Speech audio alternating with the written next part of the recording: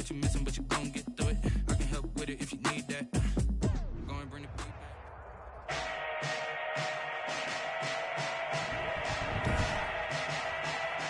Today, from Heinz Field in Pittsburgh,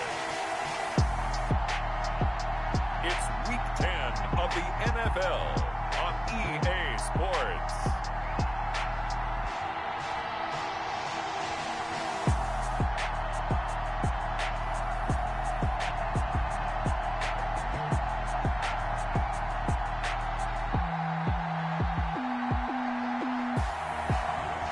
Just across the Allegheny River from downtown Pittsburgh at rain-soaked Heinz Field in the Steel City. Today we hit Week 10, and we've got a good one in store between the Detroit Lions and the Pittsburgh Steelers. Now this will make it into the end zone, and they will elect to not bring this one out as our first drive will begin at the 25. We see Matthew Stafford, the one-time Georgia Bulldog, set to pilot the offense of the Detroit Lions. And his arm strength is often described as out of this world, and I've seen some throws out of him that are just really off the charts. But sometimes he relied on his arm so much his footwork got in the way, led to some inconsistency. But I've loved watching him evolve as a quarterback. He gets better and better each year. They'll run for the first time with Johnson. And not much to speak of. Call it a 1-yard gain up to the 26. The last play got just a yard. Here's 2nd and 9 from the 26. And this is why aggressive defense coordinators love to blitz. It wreaks havoc because they end up taking their attention to the blitzers, freed up the D lineman to make the play. Open man, he's got him, the tight end Hockenson. And they'll take him down at the 31-yard line. And they'll look to avoid an early 3-and-out here on 3rd and 4. I think it's okay there. They didn't get a whole lot on that play, but it's nice to have a safety valve. And the Steeler pressure too much here. He's going down. Cameron Hayward with a big-time sack on 3rd down. It's a loss of 7. Well, how about that? A dime set on defense, 6 defensive backs. None of them blitz. They're just back there in coverage. Defensive lineman gets the sack. That's where the O-line, they go to the sideline, they keep their helmets on so the cameras can't find them, right? Yeah, the cameras can't find them, but I know one thing. The O-line coach will. On the return, Johnson. And he's able to get this one up to his 30 before he's out of bounds.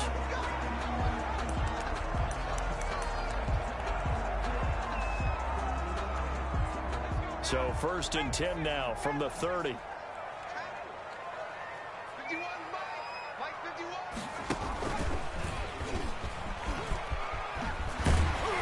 And he's got a good gain of 7 up to the 37. James Conner, the ball carrier. That's a really nice job by them picking up the run blitz and detecting it and blocking it and turning it into a nice run. And a lot of times you think if you blitz a running play, you're going to smother it. But a lot of the blitzers, they come in a little bit high. They don't have great leverage, and they're easily blocked and turned to the side. No gain on the play. Makes it 3rd and 2. And this effort won't be enough as they rally up to stop him a couple of yards short. Just a 1-yard pickup there, and it'll be 4th down. 38-yard line. A gain of only a yard. It's 4th down. And he will have a first down here at about the 40. They only got a couple, but a couple's all that they needed as they convert on 4th. At first glance, I actually wasn't sure that he got it, but he ended up getting it by about a full yard. He certainly did, but it took a little effort, didn't it? Took some nice push, a little crease inside, and some determined running to make sure that he got the first down. Give him 3 on first down. It'll set up a 2nd and 7. It's a pickup of 3. Brings up 2nd and 7. They run the counter. Snell. And he'll take this one up close to about the 45. 2 yards on the carry there, and it's going to lead him to 3rd down. It's a gain of 2. Brings up 3rd and 5. So the shotgun snap to Allen. And he's able to get this one down to the 40-yard line. The Steelers picking up 15 yards there and a first down. For a Pittsburgh Steeler. This is Conner. Trey Flowers there on the tackle. Yeah, I don't know if it's exactly a win-win, but if you're on offense, you'll take that kind of a run, all right? It was kind of stacked up, found a little bit of yardage, and frankly, they're pretty close to staying on schedule on offense. The playbook is still open for the coordinator. No gain on the play there, so they're left with a 3rd down and 6.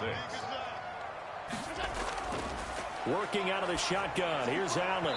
Detroit was up for the challenge through the air. They force a 4th down. He shook his head right when he released that throw. He knew it was going to be a little off target. Yeah, the excitement got him on that one. Wasn't able to control the fact the receiver was open, and it would have been an easy throw. A 54-yard attempt. And I don't think this has the carry. It does not. It's no good, and this will remain a scoreless game. Now, if this was a clear day in September, I'd say this is well within his range. I'd feel very confident about this kick, but let's be honest about it. In these elements, the difficulty level gets ratcheted up by at least a factor of 5. And he'll take this one up close to about the 45. There on the tackle, Minkah Fitzpatrick. He was brought down at the 45-yard line. A gain of 2 brings up 2nd and 8. We're scoreless after 1. The first quarter with no score.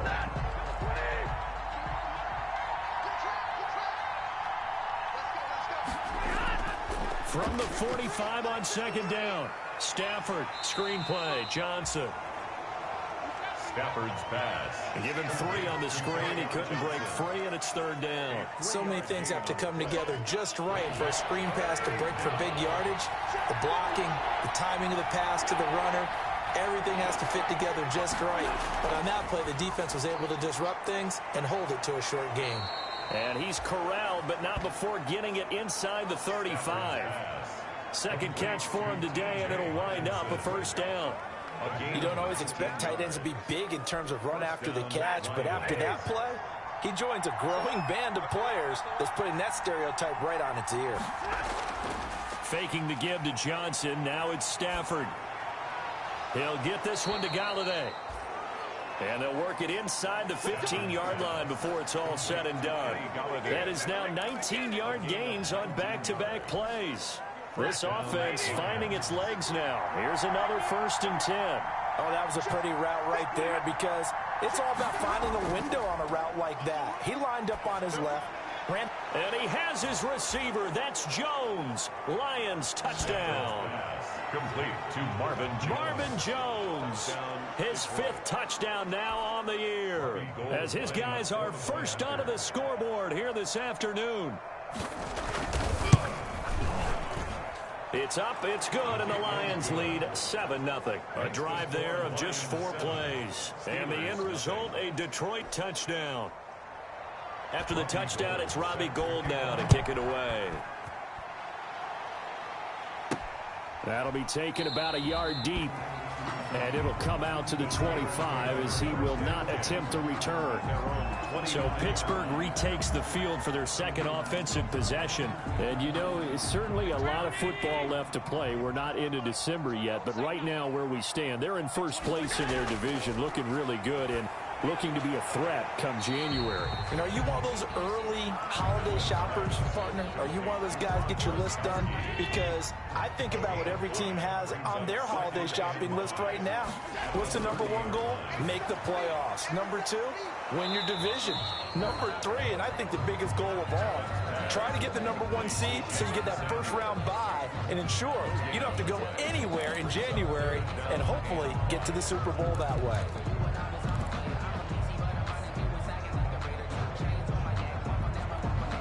The Steelers on 3rd down. Just 1 for 3 thus far. This will be 3rd and 5. From the gun, it's Allen. And he's got an open man. It's Gronkowski.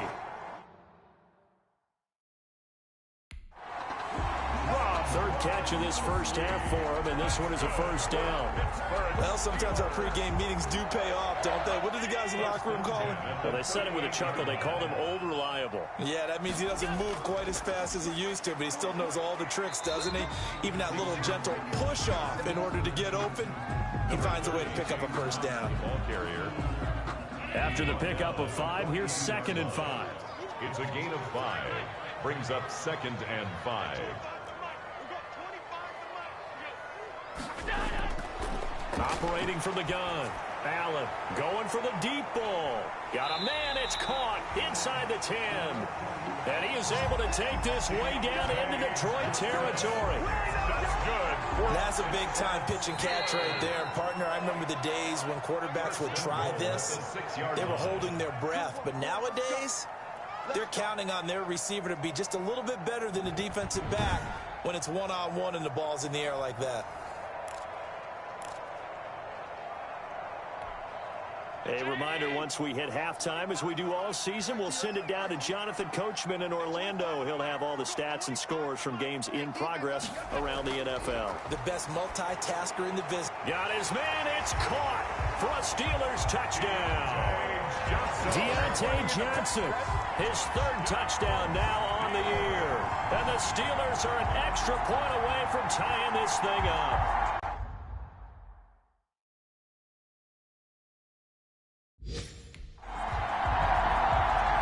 He was on point throwing the ball right there. He had the big play to get him down close, and then he delivers a touchdown pass on 1st and goal. And you mentioned the big play that got him down close. I think that big play left him reeling a little bit. They didn't recover from it. And, you know, they always talk about having to have a short memory on defense after a big play against you. Looks like their memory was a little too long there. And it's no good. He misses the extra point, and this remains a 7-6 game. Chris Boswell to kick off for Pittsburgh. Now he's back out there to boom this one away, maybe with some frustration after the PAT miss. Takes this about 5 yards deep. And he'll decide to not bring this one out as their drive will begin at the 25. Here's the Detroit offense now as they head back out onto the field. And they're hoping to redo their efforts in the last drive when they got into the end zone. And just think of what it's like now on the sideline, because when you score a touchdown, you have to go over and look at the tablet and see what you did on the last drive. When you scored points, it's a whole... And the Steeler pressure too much here. He's going to go down. Now the Steelers use the first of their 3 timeouts. It's just their first, so they'll have 2 remaining here before we get to halftime. And the job becomes twice as difficult now. After the sack, it's 2nd and 20. From the gun, a run for Johnson. They get 2 yards back, but they're going to need a lot more than that here on 3rd down. The Steelers signal for the 2nd of their timeouts as they'll talk it over here before what will be an important 3rd down.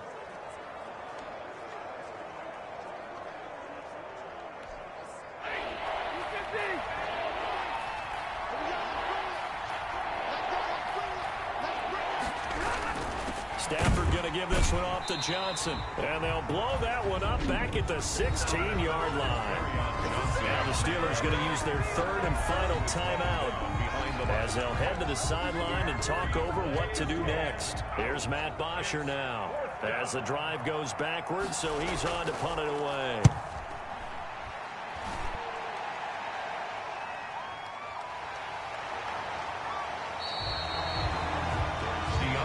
That'll be put in the books as a 53-yard punt. And the Steelers will go on offense here, 1st and 10.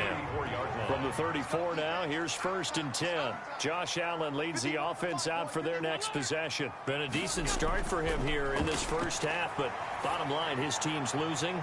They got to fix something. And it starts with him. He has to keep that little quarterback strut going right now to make sure that his team sees him as confident. Continue to try and up his game, but just let him know, hey, if I'm around, if I'm the one calling signals and throwing the football, just fine. Looking for Johnson, and it's intercepted. Picked off by Deron Harmon. And the return will stop right around the 25. And Brandon, the passing game for both of these teams is going to be affected as the game goes along. It's not looking like the rain's going to let up anytime soon. So that might mean a few more wobbly passes and wide receiver slips. And this one winds up getting intercepted. And Detroit getting set to go now. And they're the recipient of a nice gift here late in the half with a real chance to put points on the board. And it's been a difficult half for them in terms of putting points on the board. So here with this gift, with this opportunity, they've got to find a way to cash it in. Now this one to his running back out of the backfield. And down inside.